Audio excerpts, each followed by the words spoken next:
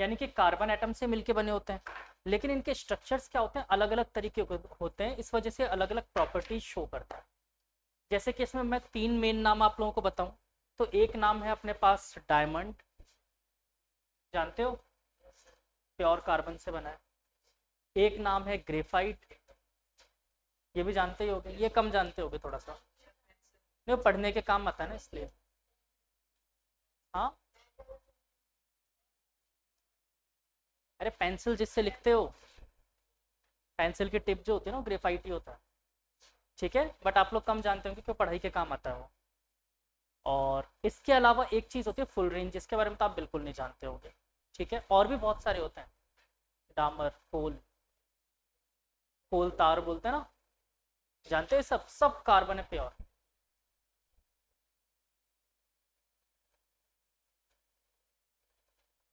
मुझे समझ रहे हो या खुद को बना रहे हो?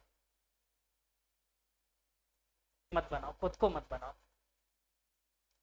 लिखो सबसे पहला नाम इसमें डायमंड। अच्छा, एलोट्रोप्स के बारे में बताऊं क्या होते हैं?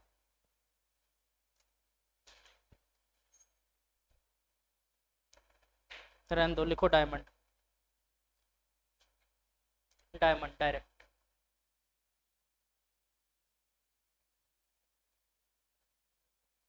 इससे पहले कभी जानते थे डायमंड के बारे में, कुछ स्ट्रक्चर वगैरह कभी कुछ पढ़ा है, पढ़ रखा है पहले? अच्छा अच्छा अच्छा। देखो सिंपल सा बच्चों, ये कैसे बनता है, मैंने कार्बन के कल आप लोगों को तीन शेप बनवाए थे, याद है कौन कौन से? आप एक मिनट खड़े हो, खड़े हो, इधर बैठो।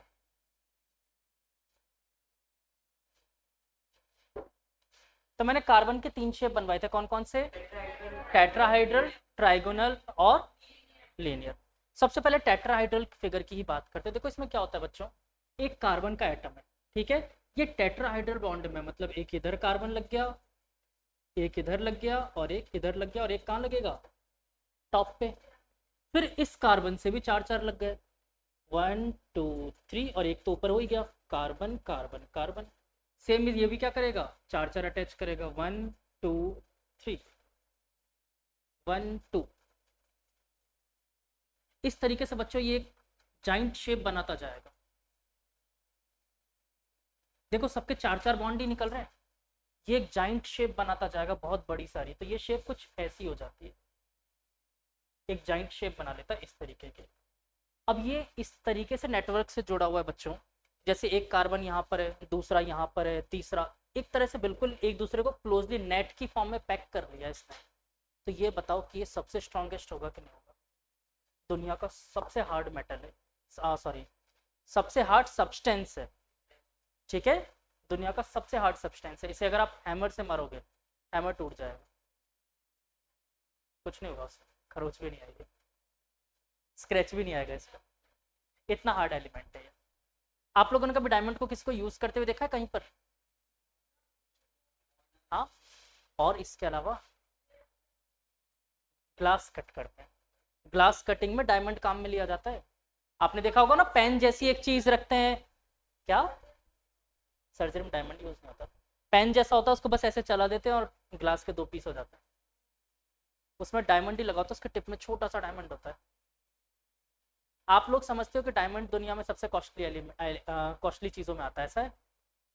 डायमंड की क्वालिटी पे कॉस्टली होता है, ये तो घटिया डायमंड भी आते हैं, जो डायमंड तो होते हैं लेकिन वो शाइन नहीं करते, उसके देखोगे ना आप, जो मिरर काटने का काम में लेता है, बिल्कुल अजीब सा डायमंड होता है, वो डायमंड ही नाम के लिए होता है, आपको ऐसा लगेगा जैसे ग्रेफाइट रखा हुआ है।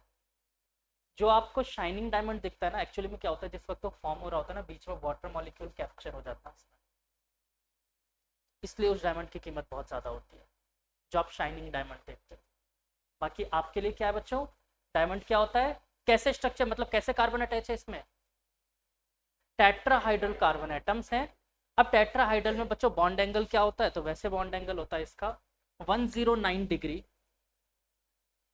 या 109.5 डिग्री, याद रखो आप, सबसे बेटर है, वरना अगर प्रॉपर जानना चाहते हो तो 109 डिग्री 28 मिनट का बॉन्ड एंगल होता है सारे कार्बन के बीच में। बॉन्ड एंगल मतलब ये वाले एंगल्स, दो कार्बन के बीच का एंगल, ठीक है। बॉन्ड एंगल क्या होता है, 109 डिग्री 28 मिनट, बट आप क्या याद रखो, 109.5 डिग्री, ठीक है। पहले स्ट्रक्चर अगर बना सकते हो तो बनाओ थोड़ा सा। क्या याद रखना, बस एक इकलौता रूल याद रखना है कि हर एक कार्बन से 4 डंडे ही बाहर निकलने चाहिए बस। ठीक है, ना तो 5 निकालना ना 3 निकालना।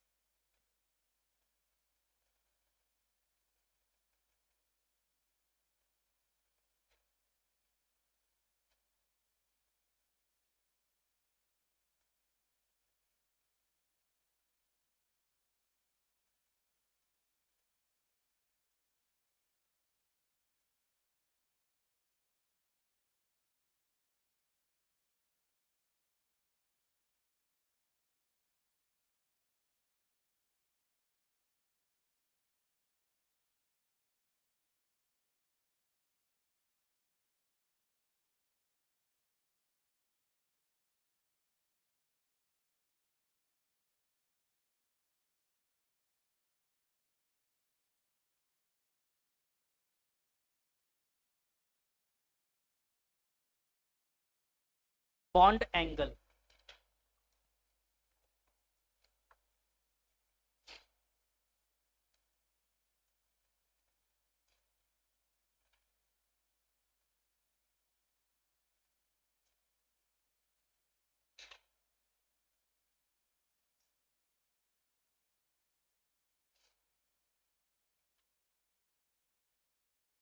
क्लियर।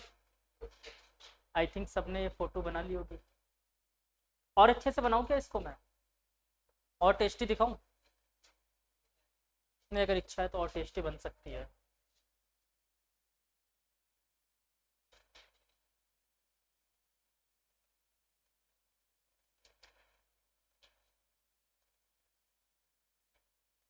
ऐसे बड़ा सा जाइंट बनता जाएगा। ठीक है, 4 4 बना रखे ना बस।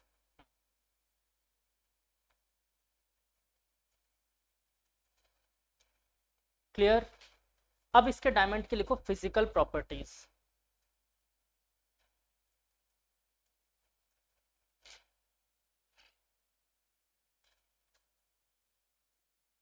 अच्छा, वैसे डायमंड बनता कैसे है?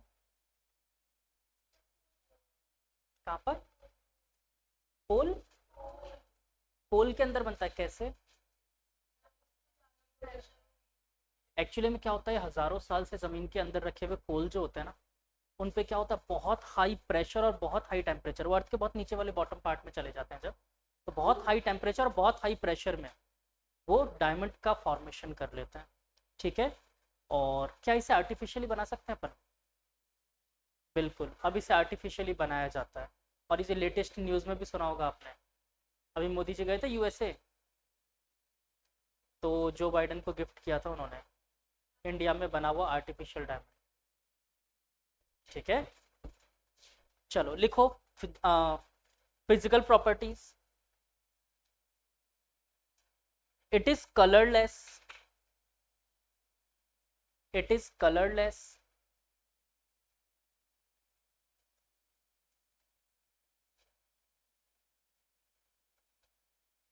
ट्रांसपेरेंट substance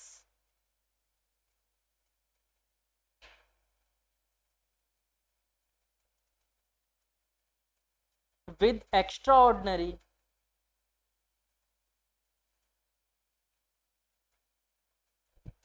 brilliance,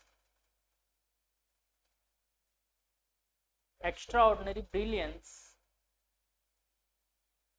ब्रिलियंस जानते हो ना, ब्रिलियंट बच्चे कहा जाता है जैसे, ब्रिलियंस ड्यू टू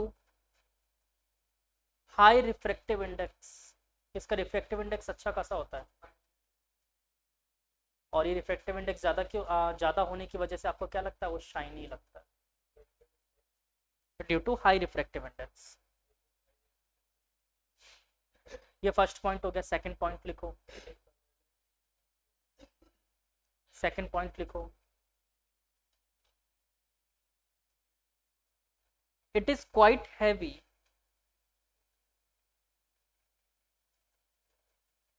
हैवी, ये हैवी होता है, क्वाइट हैवी,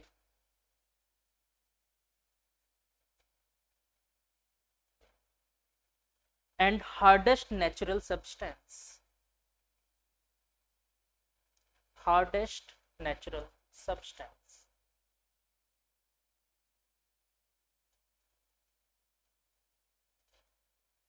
ठीक है, थर्ड पॉइंट लिखो, क्या ये कंडक्टर होते हैं, करंट फ्लो कर सकते हैं? नहीं कर सकते, तो लिखो it does not conduct electricity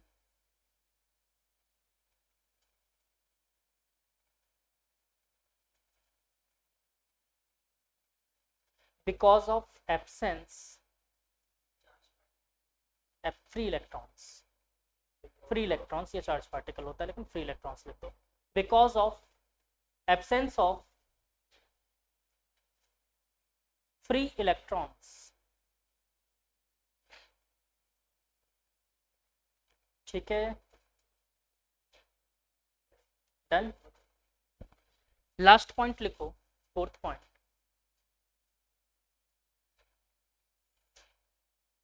it has high thermal conductivity.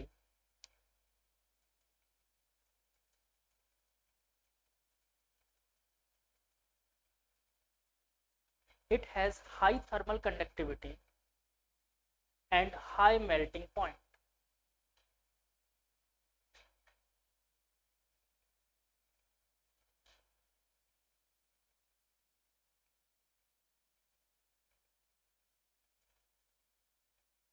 ठीक है, स्ट्रक्चर बना लिया सबने, थोड़ा सा इसके स्ट्रक्चर के बारे में भी लिख लेते हैं. It is a giant molecule, point नहीं, अब स्ट्रक्चर के बारे में लिख रहे हैं, प्रॉपर्टीज हो गई खत्म.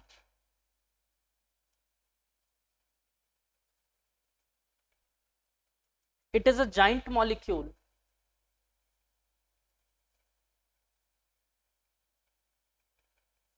of carbon atoms.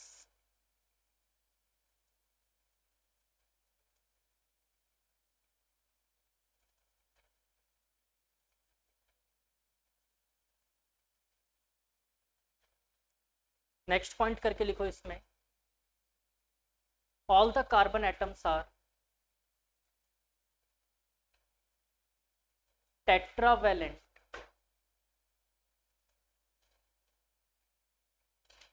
Tetravalent bracket में लिख सकते हो, टेट्रावैलेंट ब्रैकेट में लिख सकते हो, tetrahedral in shape, hydel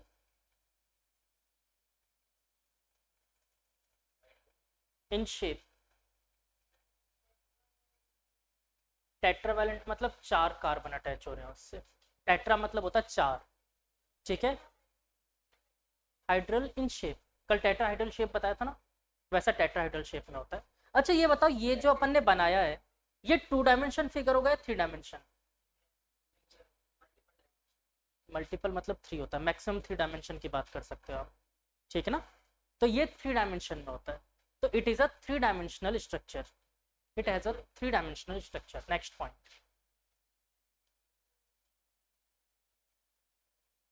3 dimensional network structure लिखना पूरा. It has 3 dimensional network structure. Network structure which is responsible for hardness.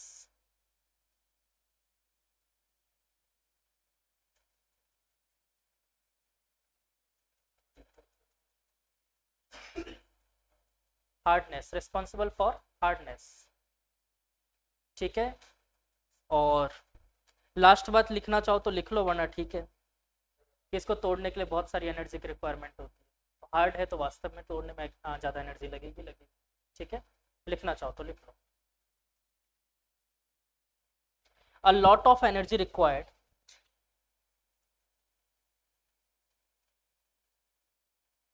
To break the network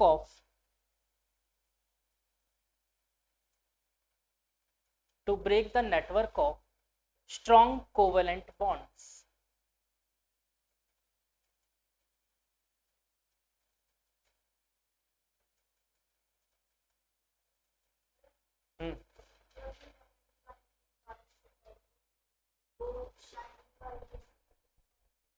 क्या चीज?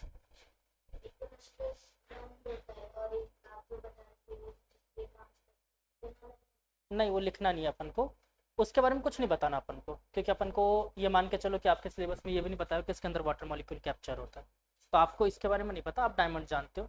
इसके यूजेस लिखना है तो लिख लो, क्या यूज होते हैं, यूजेस लिख लो। नेक्स्ट क्या यूजेस होते हैं?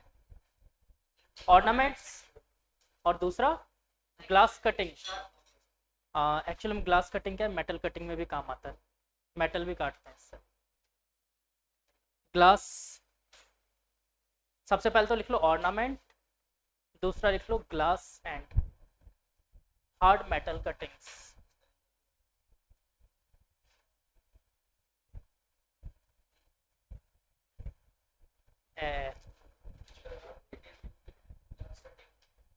Glass and metal cutting, metal cutting में भी काम आता है।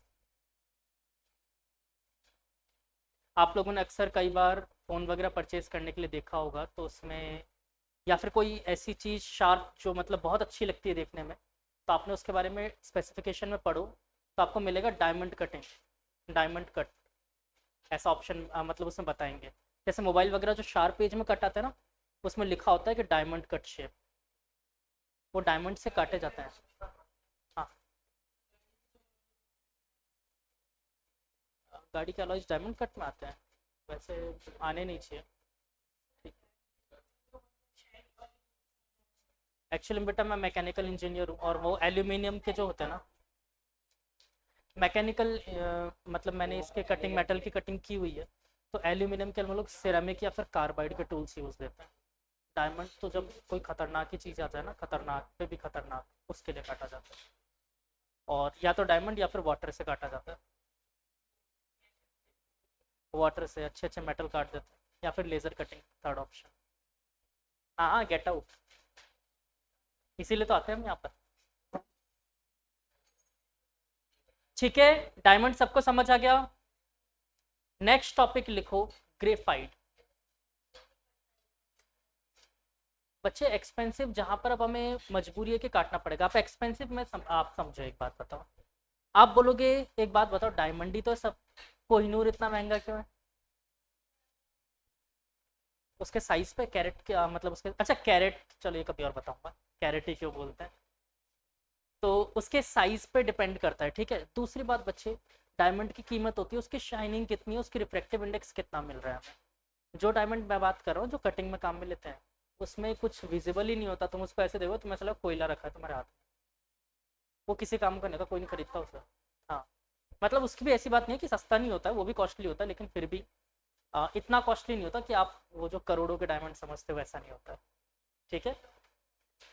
क्या, वो मुश्किल से अपन को वो वाला डायमंड ना 5 से 7 हज़ार में मिल जाता है,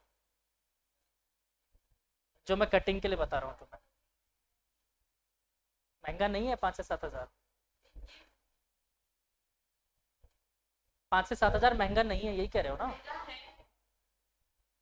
बच्चे। जब आप उस चीज़ से अर्निंग कर रहे होते हो ना, एक बात बताओ मुझे, मैं आपसे बोलूँ कि बच्चे आ जाओ, कोई 20 हज़ार रुपये में कार दे रहा है, आपको महंगा लगेगा कि सस्ता?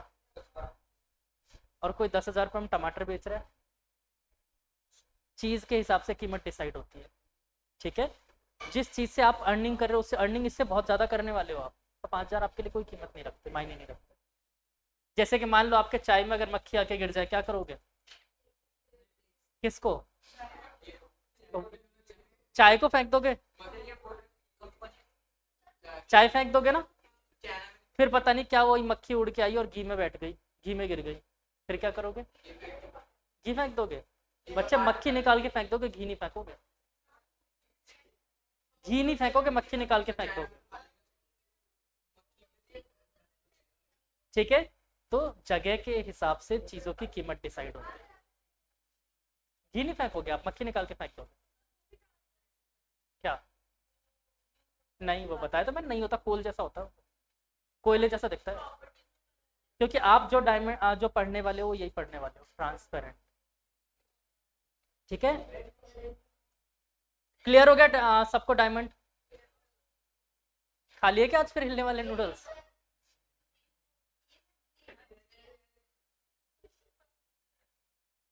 आ रहा हूँ भैया। इसके बाद लिखो बच्चों अगला ग्रेफाइट। या second last day of boring chapter मेरे हिसाब से होना चाहिए। अच्छा लग रहा है क्या बोरिंग अभी भी? अच्छा थ्योरी आगे तो बोरिंग नहीं लग रहा। इसके बाद बस आज के बाद ये चैप्टर टेस्टी हो जाएगा। अगला लिखो ग्रेफाइट। नहीं नहीं नहीं, टेस्टी मतलब जो समझने वाली चीजें हो। मैं मेरा पर्सनल खुद का बताऊं तो मुझे ऐसी चीजें पसंद नहीं है जो रटना पड़ता हूँ। हाँ, मुझे वो चीज़ मतलब this is not my cup of T. मुझे रटने वाली चीज़ें बहुत अजीब लगती है, लेकिन वही अगर कुछ प्रैक्टिकल है जैसे कि मैथ्स है, मुझे बहुत इंटरेस्ट आता है, बहुत मज़ा आता है मुझे उस चीज़ को सॉल्व करने। तो ऐसा आप लोगों ने कई बच्चों को देखा होगा, वास्तव में आपके सामने एग्जाम्पल है। कुछ बच्चे ऐसे होते हैं जिनको सिर्फ और सिर्फ रटने वाली चीज़ें ही पसंद आती है, उन्हें प्रैक्टिकल चीज़ें समझ नहीं आती। होता है ऐसा भी। तो ये कोई प्रॉब्लम नहीं है आपकी। ये हमारे ब्रेन का एक पार्ट, हमारे ब्रेन के दो पार्ट होता है ना, एक एनालिटिकल होता है और दूसरा जो रट सकता है, रटने की कैपेसिटी होती है। तो एनालिटिकल वाला मैथ्स करता है, तो जिसका एनालिटिकल वाला पार्ट ज़्यादा स्ट्रांग है वो मैथ्स करेगा, और जिसका थ्योरी पार्ट स्ट्रांग है वो थ्योरी वाला करेगा। लेफ्ट ब्रेन और राइट ब्रेन, जिसमें जिसने दोनों को ट्रेंड कर लिया, जिसने दोनों को ट्रेंड कर लिया वो विनर है। इसलिए तो पढ़ते हो आप लोग। तो आप ये क्या सोचते हो आप लोग, इसीलिए तो दोनों टाइप की चीज़ें पढ़ते हो, मैथ्स भी पढ़ाई जाती है आपको, सोशल साइंस भी पढ़ाई जाती है, ताकि आपके दोनों लेफ्ट और राइट ब्रेन एक्टिवेट हो सके, इसलिए ऐसा किया जाता है। कई लोगों को आपने देखा होगा कि ऐसे होते हैं, चाबी रखी, थोड़ी देर बाद अरे चाबी कहाँ है, चाबी कहाँ है, देखा होगा ऐसे लोग। तो उनके साथ समस्या क्या है, उनका लेफ्ट ब्रेन काम ही नहीं कर रहा, उनको याद नहीं रहती चीज़ें, बिल्कुल इन्होंने कभी जोर ही नहीं दिया। और कुछ लोगों को बोल दो कि मैंने 103 रुपए दिए थे और उसने 107 रुपए दिए थे, अब उसको कितने रुपए वापस देने हैं, क्या बोल रहा है, तो उनको एनालिटिकल कुछ समझ नहीं आएगा। Depends on their brains. चलो ग्रेफाइट का स्ट्रक्चर अभी बनाते हैं, पहले इसके ग्रेफाइट के बारे में प्रॉपर्टीज लिख लो, जनरल प्रॉपर्टीज।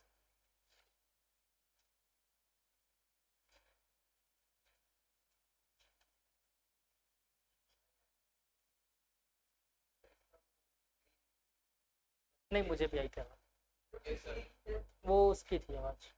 चलो लिखो जनरल प्रॉपर्टीज में, it is greyish black, first point, it is greyish black oblique substance, sorry opaque substance, opaque, OPAQUE, opaque substance। Second point लिखो, it is lighter than diamond,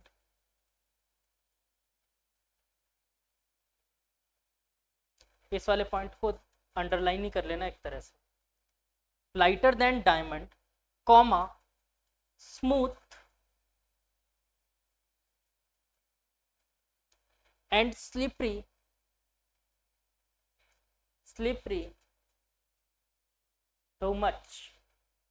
ये बहुत ज्यादा slippery होता है, बहुत ज्यादा स्मूथ होता है ग्रेफाइट, टू मच। और इस वजह से, अच्छा एक चीज बताओ मुझे, लिख लिया है पूरा पॉइंट? कभी आप साइकिल वाले के पास गए, वो आपके साइकिल की चेन में ऑयल वगैरह कुछ डालता है, क्यों डालता है? स्मूथ चल सके। तो बच्चे जो चीज उसने डाली थी ना उसे बोलते हैं लुब्रिकेंट, और जो प्रोसेस किया वो क्या कहते हैं, लुब्रिकेशन। ठीक है, तो लुब्रिकेशन क्या काम करता है, फ्रिक्शन को रिड्यूस कर देता है, फ्रिक्शन रिड्यूस हो जाएगा, ऑटोमेटिक क्या हो जाएगा, चीजें स्मूथ गो ऑन हो जाएगी। जैसे कि इसमें भी डलता है, बियरिंग के बीच में ऑयल डालता है, लेकिन कई जगह ऐसी होती है जहाँ पर हम लिक्विड नहीं डाल सकते, कई ऐसी जगह होती है जहाँ पर मोशन के बीच में हम लिक्विड नहीं डाल सकते, तो हमें सॉलिड डालना पड़ता है। तो सॉलिड लुब्रिकेंट भी कुछ ना कुछ होना चाहिए, तो वो होता है ग्रेफाइट। ठीक है, सॉलिड लुब्रिकेंट क्या होता है, ग्रेफाइट। ये क्या करता है, बहुत ज़्यादा फ्रिक्शन रिड्यूस कर देता है, और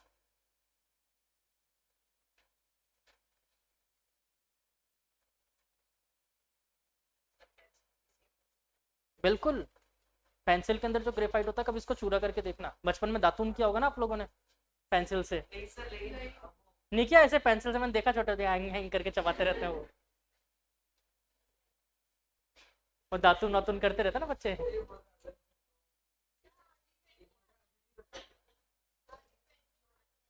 हाँ, वो पीछे से पूरा दातून कर डालते थे उसका। तो उसमें क्या निकलता है बच्चों, वो ग्रेफाइट जो बीच में जिससे आप लिखते हो ना, वो ग्रेफाइट होता है। और उसी का अगर अपन पाउडर फॉर्म बना लें, बहुत स्लिपरी होता है, बहुत ज्यादा स्लिपरी होता है।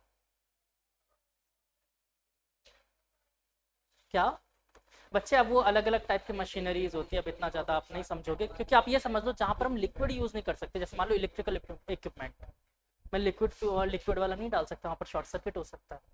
तो ऐसी जगह हम सॉलिड यूज करते हैं। हाँ, नहीं, यहाँ पर शॉर्ट सर्किट होने का चांस नहीं होता, यहाँ पर इंसुलेटर पहले से बनाया हुआ होता है।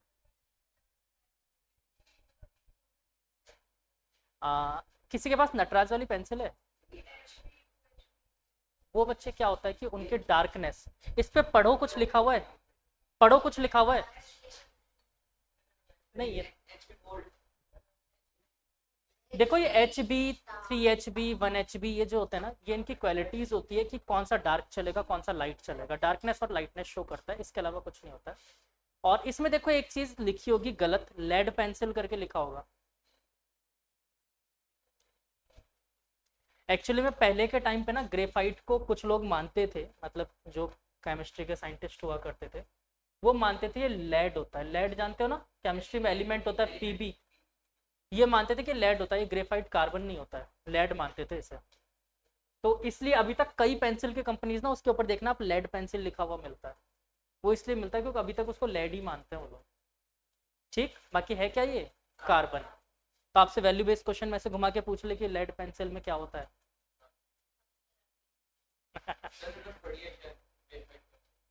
सबके पास ही होगी ग्रेफाइट, हो जो भी है, पेंसिल है ही वो ग्रेफाइट ही है।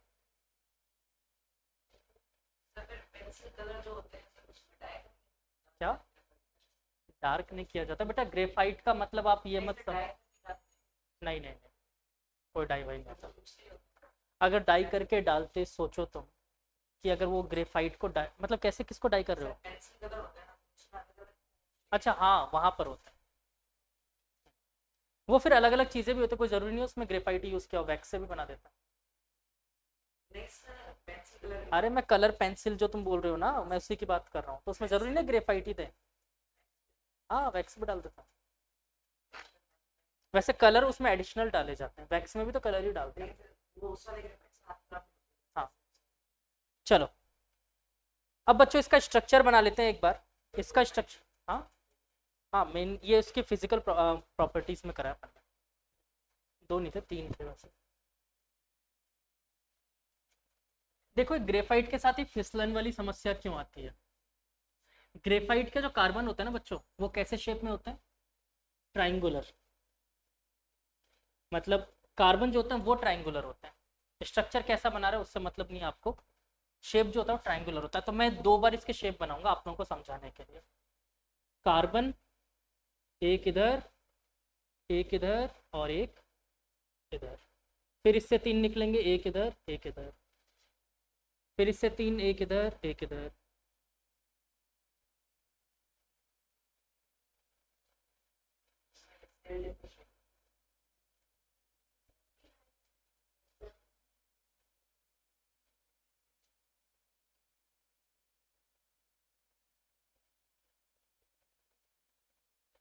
तो ये इस तरीके की शेप होती है बच्चों। ये वाली जो शेप होती है ना, ये होती है 2 डायमेंशनल शेप। ये ऐसे करते करते ऐसे लंबी सी रिंग बनती जाएगी, तो ये 2 डायमेंशनल शेप है।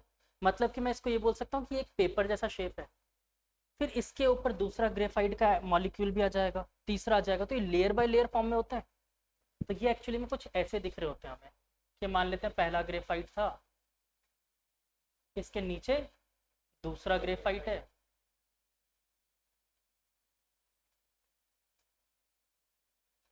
फिर उसके नीचे तीसरा लेयर लग जाएगा। ये यही वाले सेम ये लेयर, एक लेयर बाय लेयर रखे हुए, जैसे कि चीज स्लाइसेस रखे होते हैं ना, वैसे ही सेम टू सेम ये रखे हुए।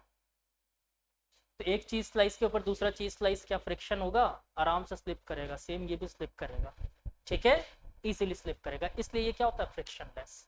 तो इसके स्ट्रक्चर में मेनली ये वाला बनाओगे। और अब आप लोग देख लो कैसे बनाओगे, मैंने बना दिया सामने। आपकी इच्छा हो तो यहाँ पर इसी डायग्राम को लेटा हुआ बना दो और उसके नीचे डॉट डॉट डॉट करके बना दो। मतलब कि वो कुछ बुक्स में आपको ऐसे मिलेगा, एनसीईआरटी में देखोगे ना डायग्राम, ये कुछ ऐसे मिलेगा।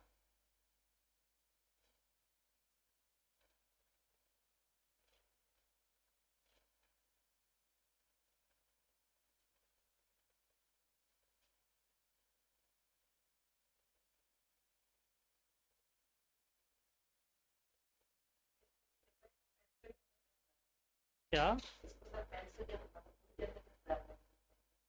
मेल्ट करके? एनसीईआरटी के अंदर कुछ ऐसा डायग्राम दे रखा होगा, दिख रहा है?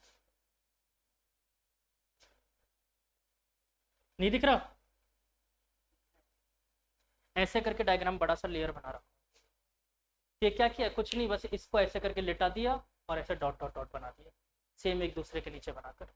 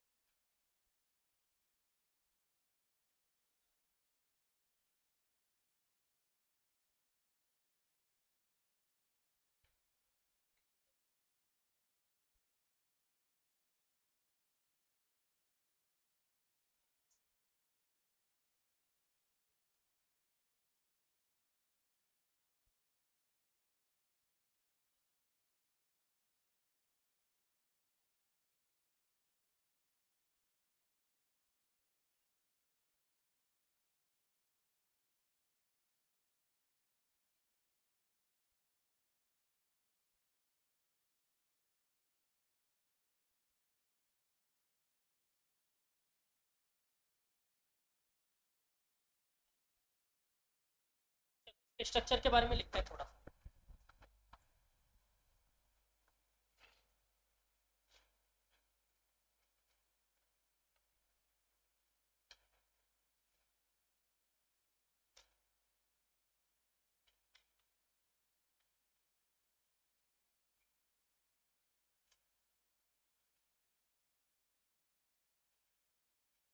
आपका नाम क्या है?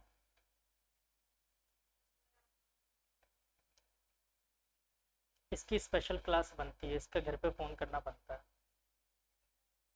और बता दूंगा क्या कर रहे थे, मैंने वहां बैठाया क्यों।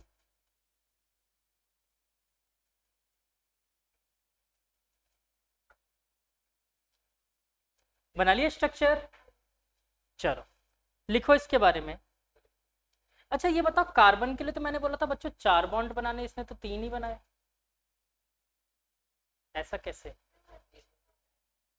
नहीं, कार्बन हमेशा सेम ही बनाता है, लेकिन यहाँ पर क्या है बच्चों, हो सकता है कोई भी एक पॉसिबल हो इन तीनों में से जो डबल बॉन्ड बन रहा हो, मान के चल लो आप ऐसा। ठीक है, बनाना नहीं है, बना मत देना डबल बॉन्ड, नहीं नहीं पूछेंगे। बट इस वजह से देखो क्या, एक इलेक्ट्रॉन फ्री हो गया इसका, 3 काम में आ रहे हैं, एक तो फ्री हो गया। और अगर फ्री इलेक्ट्रॉन है किसी के पास, किसी के पास फ्री इलेक्ट्रॉन है, तो वो क्या करेगा बच्चों? फ्लो करेगा, इलेक्ट्रिसिटी कंडक्ट करेगा। तो हम यहाँ पर क्या बोल सकते हैं बच्चों, कि ये इलेक्ट्रिसिटी कंडक्ट करेगा। तो अब इसके बारे में लिखते हैं। A graphite crystal consist of, a graphite crystal consist of, हाँ स्ट्रक्चर में लिखा रहा हूँ, a graphite crystal consist of, बेटा बॉटल वापस भर देगा, मत करवाओ।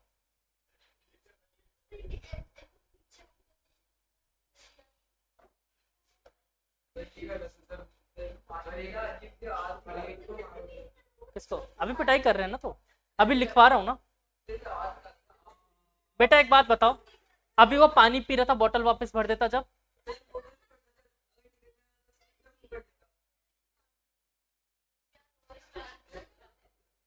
चलो लिखो, graphite crystal consist of layers of carbon atom, layers of carbon atoms, layers of carbon atoms और शीट, कार्बन एटम की शीट भी बोल सकते हो इसे, लेयर्स ऑफ कार्बन एटम और sheet. Each carbon, next point लिखो, each carbon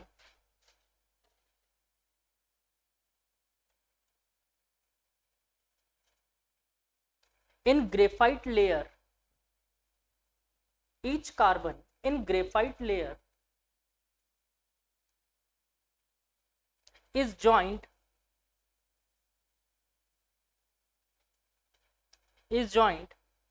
with 3 other carbons.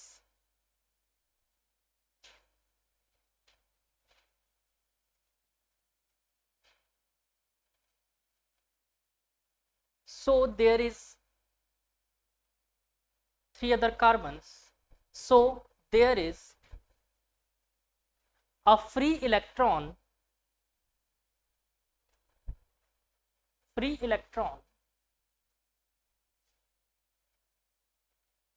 which can conduct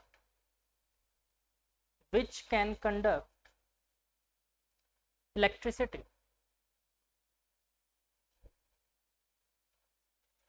तो क्या कर सकता है बच्चों, ये इजीली इलेक्ट्रिसिटी कंडक्ट कर सकता है। ठीक है, चल रहा है। इसके अलावा ये स्मूथनेस और ये सब बताऊं, मीनिंग तो समझा दिया मैंने, इसका लिखवाना है सब। 3 अलग कार्बन एटम्स होगा यार, इलेक्ट्रॉन्स नहीं एटम्स, 3 अदर कार्बन एटम्स। बेटा कार्बन के पास आउटरमोस्ट शेल में कितने इलेक्ट्रॉन है, कितने काम में आए? 3 ही तो आए, 3 बॉन्ड बन रहे मतलब 3 काम में आए। बच क्या गया, एक बचा, और एक बच गया तो वो क्या कर सकता है, करंट का ट्रांसमिशन कर सकता है। तो आप लोग आराम से पेंसिल को क्या कर सकते हो, स्विच बोर्ड में डाल दो, कोई दिक्कत नहीं होगी। जैसे पेंसिल को दोनों तरफ से छीलो, स्विच बोर्ड में डालो, दूसरी तरफ से पकड़ो और स्विच ऑन कर दो। कर सकते हैं ऐसा? क्या होगा, सारे बाल ऐसे सेट हो जाएंगे और आप लोग क्या कहलाओगे, शॉर्ट सर्किट। ठीक है, तो गलती से भी ऐसा ना करें, क्योंकि ग्रेफाइट क्या होता है बच्चों, कंडक्टर होता है।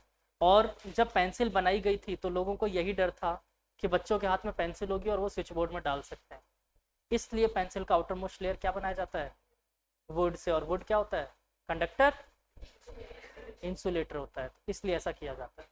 ठीक है, एक तो इजी टू शार्प भी होता है। हाँ बेटा, जिस टाइम पेंसिल्स की शुरुआत हुई तो उस टाइम प्लास्टिक्स को इतना भाव नहीं दिया जाता था, उस टाइम प्लास्टिक को ऐसे ही समझते थे, और आज भी प्लास्टिक को ऐसे ही समझा जाता है। इसे बोला जाता था कागजी, आप लोग इसे पेंसिल बोलते हैं ना, इसे हिंदी में कागजी कहा जाता था। हिंदी नाम पेंसिल का कागजी है। लोग जानते नहीं ना हिंदी नाम है क्या, हिंदी आप लोगों की बहुत पुअर है। पेन को क्या बोलते हैं, पेन को क्या बोलते हैं, चलो वेरी गुड, कलम। इंक को, बटन को, बटन इंग्लिश वर्ड है। मैं बटन दोनों पूछ लेता हूँ, एक तो स्विच बोर्ड वाला बटन क्या बोलते हैं उसे, कटका नहीं बोला, कुंजी बोला जाता है उसे, कुंजी, उसको भी कुंजी बोलते हैं। वो भी तो ऑन ही कर रहा है ना, चाबी भी और लॉक खोलने का काम करता है, वो भी ऑन कर रहा है, कुंजी बोलते हैं। और जो शर्ट में बटन है मेरे, इसको क्या बोलते हैं, बटन हिंदी में नाम, परिधान बंधक गोलिका, परिधान बंधक गोलिका, परिधान बंधक गोलिका। गेंद को क्या बोलते हैं, बॉल को, गेंद हिंदी नहीं है, गेंद हिंदी है ही नहीं। कंदुक, कंप्यूटर को, हाँ कंदुक हिंदी, बेटा हिंदी के ज्यादातर वर्ड संस्कृत से मैच करता है। कंप्यूटर को क्या बोलते हैं,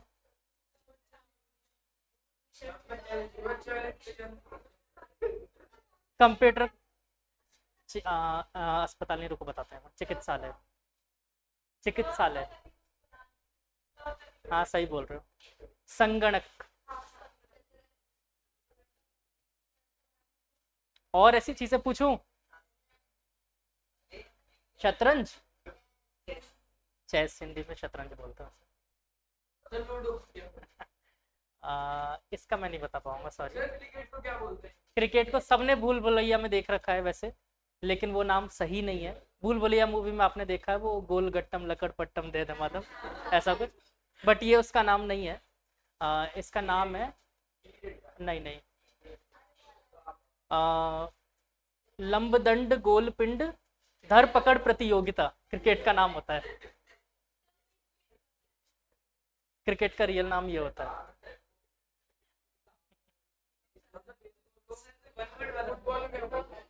हाँ, पाद कंदुक स्पर्धा है जो बोलते हो ना, वो संस्कृत है एक्चुअली।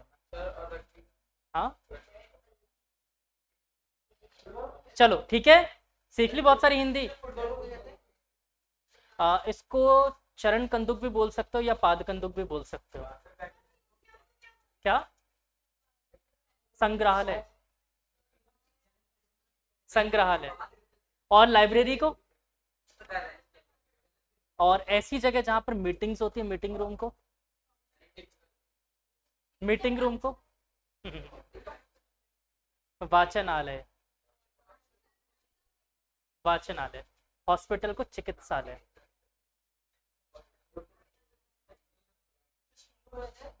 विद्यालय। अच्छा, ब्लैक बोर्ड को क्या कहते हैं? सही बोला, श्याम पट। श्याम पट। काला वर्ड हिंदी नहीं है, श्याम है। श्याम हिंदी वर्ड है। इसलिए तो भगवान कृष्ण को श्याम बोलते हो आप लोग। कृष्ण का मतलब ही संस्कृत में काला होता है। हाँ, श्याम हिंदी का भी है बेटा। हिंदी में जो मोस्टली वर्ड्स है ना, संस्कृत से तो उठाए हुए हैं। हाँ, श्याम वर्ड इसलिए ही लगाते हैं, श्याम का मतलब ही काला होता है। चलो, इसके बाद थोड़ा सा और बता दो। वेरियस लेयर्स ऑफ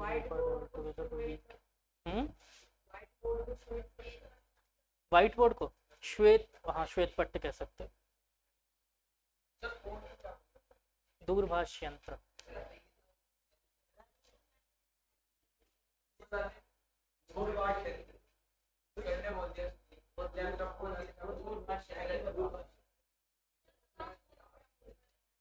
फोन को वैसे दूरभाष यंत्र भी कहा जाता है, इसके अलावा भी इसका एक और नाम होता है।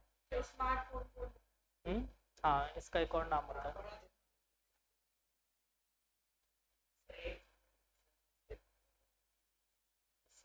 चलो, अब बहुत हिंदी हो गई, थोड़ा सा वापस आए केमिस्ट्री पे।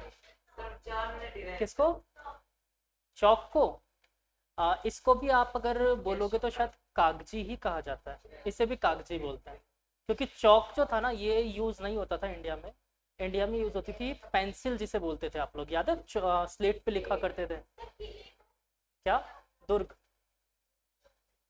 दुर्ग और पुर दोनों नाम होता है। जयपुर सिटी आपको पता होगा बाद में बनी थी, तो इसका नाम जयपुर क्यों है जानते हो? क्योंकि यहाँ पर जयगढ़ का किला है ना, तो जयगढ़ का जय और किले को क्या बोलते हैं हिंदी में? पुर। तो जयपुर इसलिए नाम रखा गया इसका। और ऐसे बहुत सारे फनी नाम भी है। ब्यावर का नाम जानते हो क्यों है ब्यावर? ब्यावर एक जगह है राजस्थान में, जिला है, उसका नाम ब्यावर क्यों है? एक्चुअली में जब ब्रिटिश अजमेर में रहा करते थे ना, ब्रिटिश में अपना वहां पर बना रखा था, तो जब ये लोग जाया करते थे ना, वहां से निकलते थे ब्यावर से होते हुए, तो बहुत सारी, मतलब बीच में जंगल का रास्ता था पूरा, शेर वगैरह बहुत रहते थे उसमें, लेपर्ड्स बहुत ज्यादा होते थे। तो हर जगह उन्होंने बोर्ड लगाया था, बी अवेयर बी अवेयर। तो वो बी अवेयर का नाम बन गया ब्यावर। वो आज तक ब्यावर नाम है उसका। तो बी अवेयर का बोर्ड लगा था उसकी वजह से। क्या? हाँ, ऐसे ऐसे ऐसे बहुत सारे नाम पड़ जाते हैं। जैसे आप एक बहुत नियरेस्ट आपकी एक जगह जानते हो, गुजर की थड़ी। वहां पर एक एक्चुअली पहले के टाइम पे जंगल ही तो था पूरा एरिया, आपको पता हो तो 90s तक यहाँ पर खेती होती थी। ये जो रोड आप क्रॉस करते हो ना, इसके पीछे पूरा गन्ने का खेत था पूरा। 98 90, हाँ ये 98 99 तक पूरा गन्ने की खेती होती थी यहाँ पर। ये होती थी, अब तो पूरा घर बन गए। तो गन्ने की खेती हुआ करती थी यहाँ पर। तो इस पूरे एरिया में इकलौती थड़ी थी जहाँ पर आके लोग, मजदूर लोग बैठा करते थे, दैट इज गुजर की थड़ी। तो गुजर एक बंदा था, उसकी थड़ी थी वहां पर, जहाँ पर चाय बनती है। तो सब लोग वहां जाके बैठते थे, सबका एक स्टेशन बन गया था, गुजर की थड़ी पे आ जाओ। तो वो गुजर की थड़ी बन गई, जगह का नाम पड़ गया वो थड़ी गायब हो गई। अब वो इतना भी नहीं पता मुझे। चौक का मतलब एक तरह से जहाँ पर सब लोग बैठते हैं, चौराहे के बगल में बैठने की जगह, चौराहे के नियरेस्ट चौक चौराहा बोलते हैं। चलो वापस आते हैं, अगला बच्चों है फुलरीन। हाँ, कोई बात नहीं, फुलरीन स्टार्ट करते हैं। लिखो फुलरीन। क्या फिर कल वापस थ्योरी में आ जाओगे यार? मैं कल चाह रहा था प्रैक्टिकल याद करा था। अच्छा मैंने आप लोगों को कुछ लर्न करने के लिए दिया था, सब याद करके आ गए? एक सेकंड मेरे साथ रिपीट करोगे? मैथ, एथ, प्रॉप, ब्यूट, पेंट, हेक्स, हैप, ऑक, non, Deka. Can be repeat it again? बोलो। मैथ, एथ, प्रॉप, ब्यूट, पेंट,